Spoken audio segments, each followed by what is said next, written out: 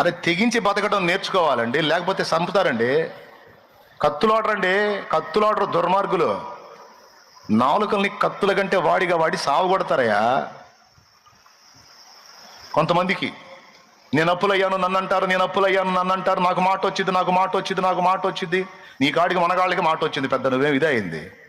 అలువైతే చూడు, లేకపోతే కేసు పెట్టు, అప్పుల వాళ్ళు ఇచ్చిన వాళ్ళందరినీ పిలిపించు, మర్యాదగా నేను చెప్పిన టైం వరకు ఆగలేకపోతే ఐపీ పెడతానని చెప్పు, దండం పెట్టి కాళ్ళు పట్టుకొని తల ఏం చేయమంటే అది చేస్తారు. స్తోత్రం.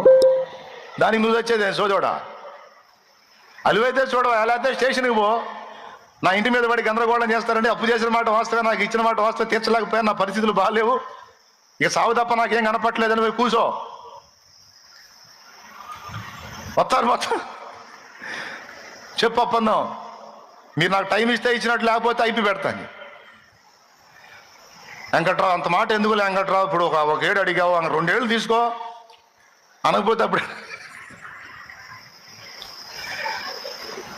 దానికోసం నువ్వు 10 రూపాయలు సావాలా? కానీ నా పరువు పోయిందండి. ఇప్పుడు తమిళనాడు ముఖ్యమంత్రి జయలలిత పోయి జైల్లో పెట్టింది, అందుకాడు గొప్పడిపోయింది. నువ్వు దేవునికి స్తోత్రం కలుగును కాక.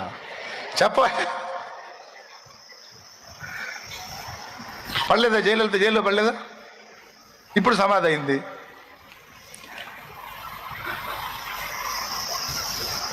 ఎవరికంటే గొప్ప మనం.